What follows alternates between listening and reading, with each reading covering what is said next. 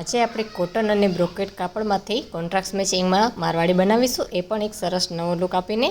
એના માટે 2 મીટર જેટલું આપણે કોટનનું કાપડ છે, 400 પણ આપણે કોટનનો લીધો છે. એ બે મેચિંગ છે. આપણા કસ્ટમરે આપણને કાપડ લઈને જ આપેલું છે. અને ચણિયાનું કાપડ છે 2.5 મીટર જેટલું બ્રોકેટનું, 2 મીટર જેટલું ઉપરનું કાપડાનું કાપડ છે, 400 પણ છે. તો એ મૂકી અને મગઝી આપણે જે ચણિયાનું કાપડ છે મરૂન કલરનું, એ જ આપણે કાપડામાં અને કોટીમાં મૂકીશું. એના માટે સૌ પહેલાં આપણે જે ચણિયાનું કાપડ હોય એને કટિંગ કરી અને આવી રીતે લઈ લેવાનું. ચણિયો બનાવવા માટે કરલી કટિંગ કરી એનો વિડીયો મેં આગળના વિડીયોમાં આપેલો છે.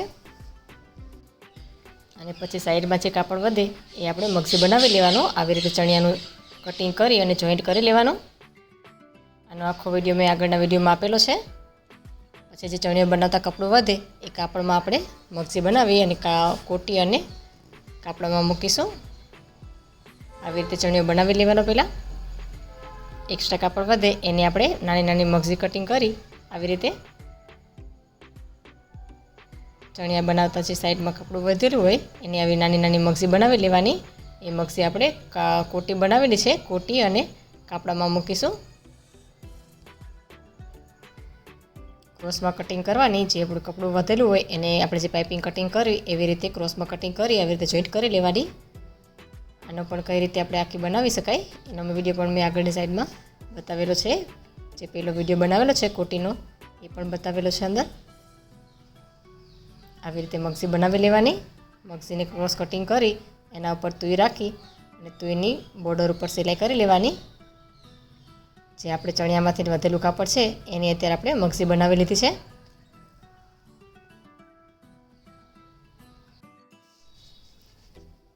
આ વિડીયો પણ મેં આગળના વિડીયોમાં બતાવેલો છે. કોટીનું કટિંગ અને સ્ટિચિંગ બંને કરેલું છે. એ પણ વિડીયો મેં બતાવેલો છે.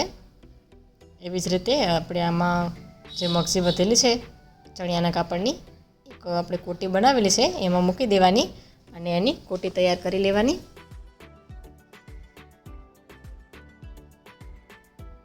આવી રીતે આપણે મગઝી બનાવી જે પહેલાં બનાવેલી છે એવી લાંબી બહુ મોટી બનાવી લેવાની.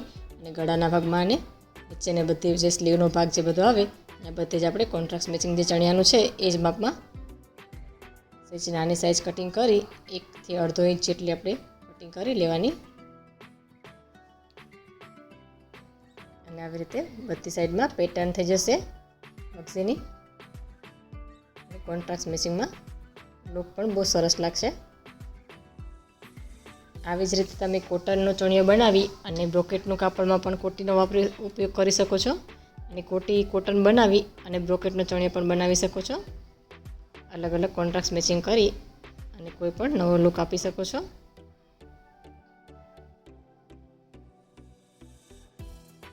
મારવાડી બનાવતી વખતે ખાસ આપણે મગઝી બનાવવામાં જ છે. મગઝી પહેલાં બનાવી લેવાની આવી રીતે અને પછી જેટલી આપણે કોટી કટિંગ કરેલી હોય એના ઉપર સ્ટિચિંગ કરી દેવાનું. સ્ટિચિંગ અને કટિંગનો બંનેનો વિડીયો મેં બનાવેલો છે આગળના વિડીયોમાં.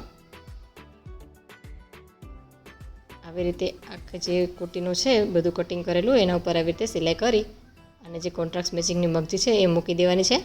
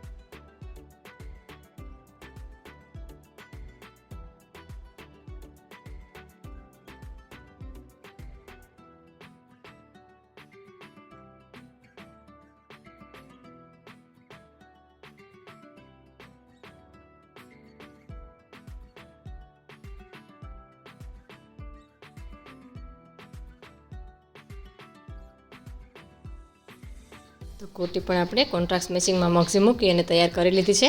હવે આપણે 400 બનાવવા માટે એને પણ આપણે કોન્ટ્રાસ્ટ મેચિંગ કરીશું. એના માટે પણ મેં અલગ આપણે જે ચણિયાના મેચિંગ પટ્ટી આવે એ પટ્ટી લઈ લીધી છે અને આખામાં પટ્ટી મૂકી દીધી છે. આને પણ મેં કઈ રીતે મૂકી શકાય એનો વિડીયો આગળ બનાવેલો છે. જે આપણે ચણિયામાં કલર છે એ જ કલરની આપણે પટ્ટી લીધી છે, એટલે આપણે મગજી ચણિયો અને બધું મેચિંગ થઈ જાય એટલા માટે.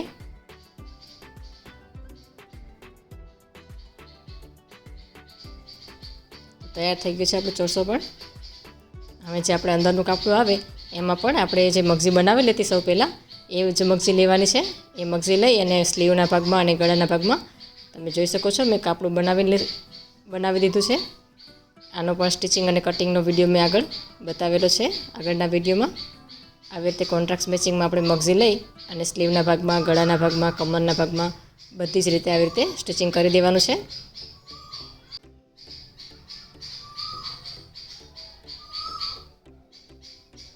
તમે જોઈ શકો છો મેં ગળા અને સ્લીવ બંનેના ભાગમાં પણ આવી રીતે મૂકી દીધી છે. કોન્ટ્રાસ્ટ મેચિંગ જે ચણિયાની મેચિંગ છે એ જ મૂકેલી છે.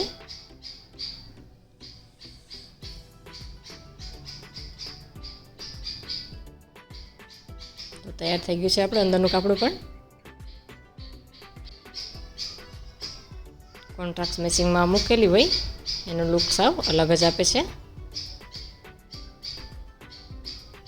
મારવાડી કોટી અંદરનું કાપડું બધાનું જ કટિંગ અને સ્ટિચિંગ મેં બતાવેલું છે. તો તમે જોઈ શકો છો આપણે તૈયાર થઈ ગઈ છે આખી કોન્ટ્રાસ્ટ મેચિંગમાં બ્રોકેટ અને કોટનની મારવાડી બનીને તૈયાર થઈ ગઈ છે, એ પણ ડબલ કાપડામાં.